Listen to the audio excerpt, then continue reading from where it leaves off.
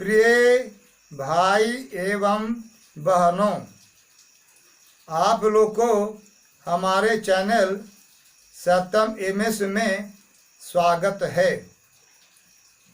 आज हम आप लोग को ये बतलाना चाहते हैं कि वेद की उत्पत्ति किससे हुई है, वेद किसके द्वारा उत्पन्न हुआ है, वेद किस तरह से उत्पन्न हुआ है, या वेद क्या चीज़ है।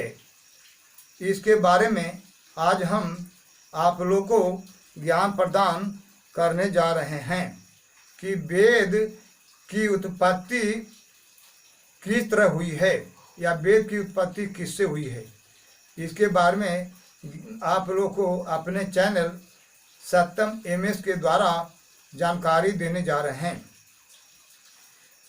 गीता अध्याय 3 श्लोक नंबर 15 में भगवान श्री कृष्ण जी ने अर्जुन को बताया है कि परम अक्षर परमात्मा से वेद की उत्पत्ति हुई है, यानी वेद की उत्पत्ति परम अक्षर परमात्मा से हुई है, यानी वेद को उत्पन्न करने वाले परम अक्षर ब्रह्म परमात्मा ही हैं।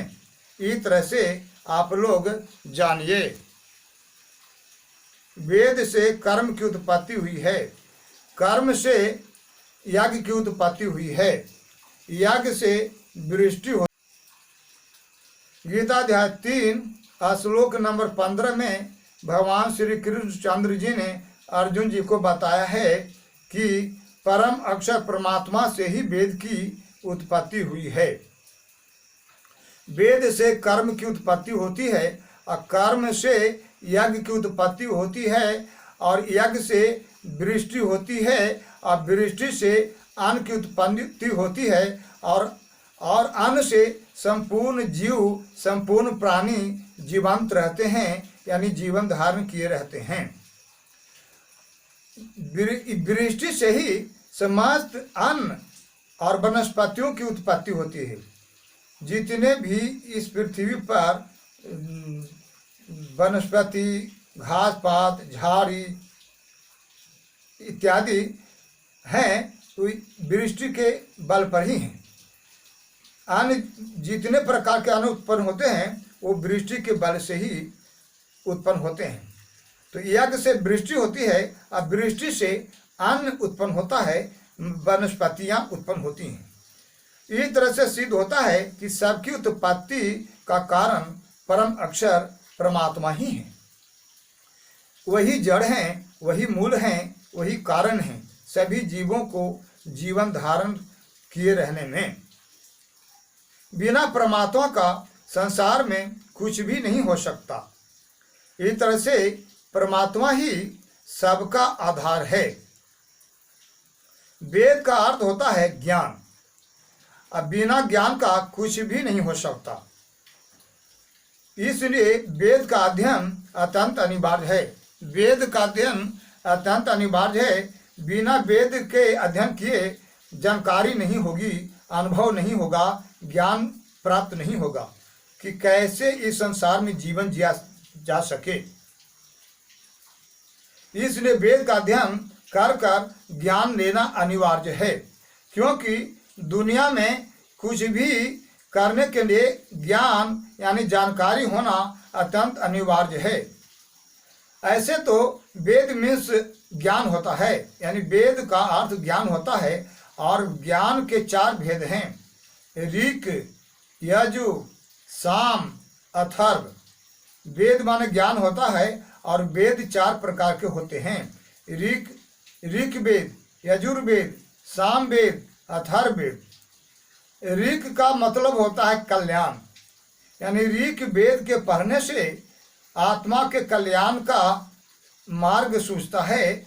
आत्मा का उद्धार कैसे हो, आत्मा का कल्याण कैसे हो, इसके बारे में ऋक वेद के अध्ययन से जानकारी प्राप्त होती है। यजुर का मतलब होता पौरुष, यानी पौरुष मन क्षमता, बल, तेज, सामर्थ्य। तो ऋक यजुर के अध्ययन से एक ज्ञान प्राप्त होता है कि क्षमता क्या है, पौरुष क्या है, सामर्थ्य क्या है। तो बहादुरी पूर्वक जीवन जीना, ईमानदारी पूर्वक जीवन जीना, परमात्मा की खोज में अपने आप को भली भांति लगाना और अच्छे से अच्छे काम में तल्लीन रहना, पौरुष पूर्वक यानी मर्दांगनी पूर्वक किसी भी कार्य को पूर्ण करना, उसमें उस कार्य को करने में डिगना नहीं यानी अडिग रहना, हिलना नहीं, यानी पूरी श्रद्धा और निष्ठा के साथ उस कार्य को संपन्न करना, ये पौरुष में होता है। पौरुषवान ही पुरुष कुछ भी करके दिखलाते हैं।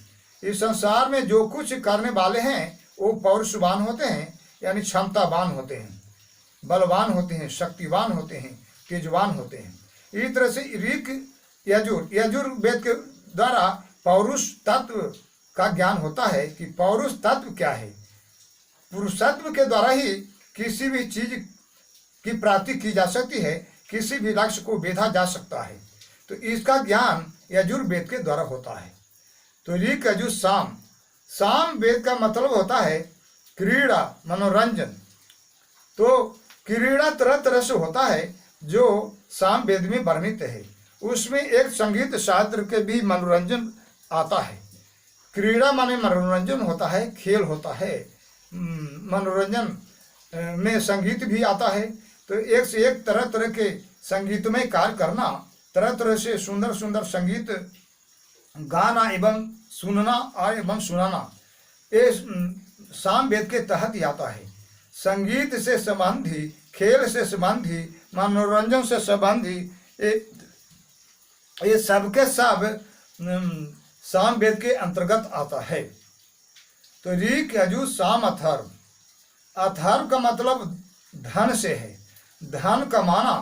तो किस तरह धन कमाएं, ईमानदारी पूर्वक धन कमाना चाहिए, बेईमानी पूर्वक धन नहीं कमाना चाहिए, चोरी जारी नहीं करना चाहिए। तो कैसे धन कमाया जाए, धन अर्जन कैसे किया जाए, ये ऋक यजुर साम अथर्व वेद में वर्णित है। अथर्व वेद के द्वारा ही एक ज्ञान प्राप्त होता है कि धन अर्जन का तरीका क्या है, धन कमाने का तरकीब क्या है, माध्यम क्या है।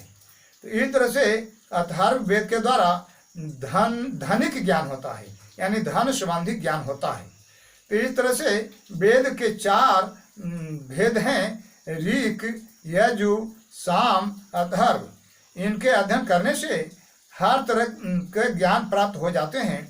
क्या क्या?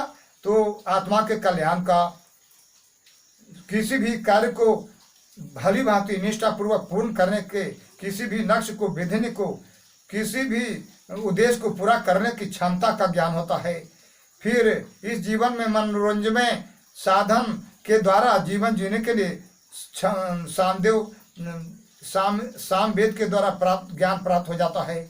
और धन कैसे कमाया जाए, किस युक्ति से धन कमाना चाहिए, उसकी क्या विधि है, क्या तरकीब है, यह भी ज्ञान वेद के द्वारा ही, जो अथर्व वेद में वर्णित है, इसके द्वारा जानकारी प्राप्त हो जाती है। तो इस तरह से आप लोग को हमने बताया कि वेद की उत्पत्ति परमात्मा से है, वेद की उत्पत्ति परमात्मा से है, और परम अक्षर परमात्मा से वेद की उत्पत्ति है, यानी वेद की उत्पत्ति परमात्मा से है, यानी परम अक्षर परमात्मा से वेद की उत्पत्ति है। और वेद से कर्म की उत्पत्ति है, और कर्म से यज्ञ की उत्पत्ति है, और यज्ञ से वृष्टि की उत्पत्ति है, और वृष्टि से जीवन की उत्पत्ति है, यानी जीवन प्राप्त होता है। इसी तरह से गीता अध्याय 3 श्लोक नंबर 15 में वर्णित है कि वेद की उत्पत्ति परमात्मा से है। इस तरह के ज्ञान प्राप्त करने के लिए आप लोग हमारे चैनल सत्यम MS को सब्सक्राइब करें, ताकि आप लोग को ये प्राप्त हो जाए कि वेद की उत्पत्ति किससे है। तो वेद की उत्पत्ति परम अक्षर परमात्मा से है। अब वेद क्या चीज है? तो वेद के 4 भेद बताए गए, ऋक, यजुर, साम, अथर्व। यही वेद हैं, यही ज्ञान है। वेदों के द्वारा ही ज्ञान की प्राप्ति होती है, और इस ज्ञान की प्राप्ति करने के लिए वेदाध्ययन अत्यंत अनिवार्य है। इस तरह से वेद परमात्मा का मुख माना जाता है, यानी मुख मान मुंह, यानी वेद ही परमात्मा का मुख है, जिसके द्वारा एक ज्ञान प्राप्त होता है कि परमात्मा क्या चीज़ है। और इस वेद को जो अध्ययन करता है उसको यह पता चल जाता है कि परमात्मा क्या चीज़ है, आत्मा क्या चीज़ है, यह संसार क्या चीज़ है। इसके बारे में वेदों के द्वारा ही ज्ञान प्राप्त होता है कि परमात्मा क्या है। तो वेद को परमात्मा का मुख माना गया है, यानी मुंह, यानी जैसे हम लोग किसी को बोल करके बताते हैं तो उसी तरह परमात्मा के बारे में ज्ञान वेदों को पढ़ने से ही होता है। तो परमात्मा के द्वारा वेद की उत्पत्ति हुई है, ऐसा सदग्रंथों के अध्ययन करने से, गीता के अध्ययन करने से जानकारी प्राप्त होती है। तो हमारे इस ज्ञान को प्राप्त करने के लिए आप लोग हमारे चैनल सत्यम एमएस को सब्सक्राइब करें और ज्ञान प्राप्त करें।